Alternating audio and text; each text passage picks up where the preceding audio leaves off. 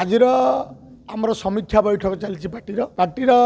जेहेतु कौ जिले में कौन संगठन अच्छी कौटी ब्लॉक लेवल संगठन अच्छी कौटी संगठन बढ़ी कौटी कमी कौटी कौटी दुर्बलता अच्छी एवं कौन कले पार्टी आग को जीव से आम समीक्षा बैठक चलती आमर 26टी जिले में राज्य जिलार सभापति मान नियुक्ति हो सारे लेबर से महिला सेल 25टी जिला सरला एवं लेबर सेल 15टी जिलार सभापति नियुक्ति है। शुणु कथा हूँ आमे हूँ एनडीए अंशीदार दल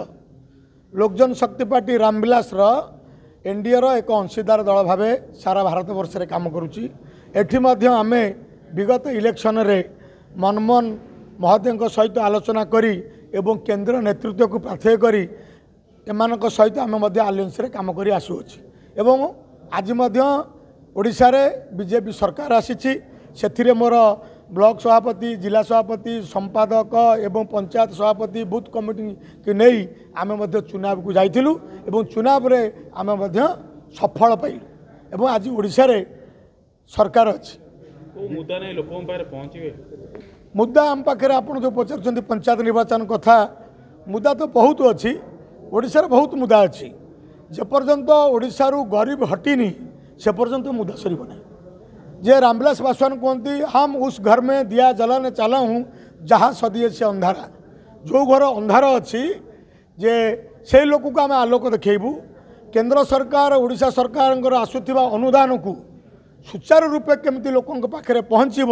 यही मुद्दा को नहीं आम पार्टी आम कर्मकर्ता एमाने लोकों पाखे पहुँचे नहीं नहीं आमर सभापति आसी नथिले आमर प्रभारी आसी से मासक 2-3 थर विजिट करती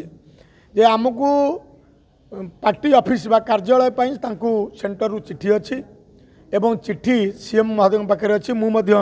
निजे जाइली सीएम को पाखक प्रभारी मोर सीएम फाइल रखिले एवं सी कहले जे आपण को कार्यालय दिज्व डेट फिक्स करना किंतु प्रतिश्रुति देते दिज्व ए कथा नहीं कि आम आमर सेक्रेटरी 2-3 तारिख में दिल्ली जबार व्यवस्था अच्छी से आमर मान्यवर सभापति तथा केंद्र सरकार भारत सरकार मंत्री चिराग पासवान सहित पुनर्बार आलोचना पंचायत इलेक्शन आमर आलोचना हम आम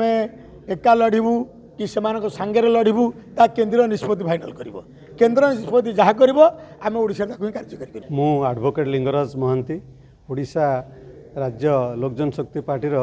साधारण संपादक जनसाधारण पाखे निश्चिंत भाव में आमर जेहेतु आम आमर दलित सेना आम दलित लोकों काम करुचु माने राज्य स्तर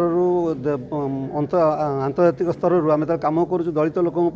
आम भी बर्तमान ओडिशा रे आमर जो अवहेलित दलित लोकों आम निश्चिंत भाव में काम करूँ बोले आम आगक आगे चलु निश्चिंत भाव में कारण आमर ओडिशा रे बर्तमान अवहेलित और दलित लोकों संख्या बहुत अधिक एवं से मानक जब आम कम करूँ आम निश्चिंत भाव लोकों पाखे प्रिय भाजन हो पारे आशा रखी।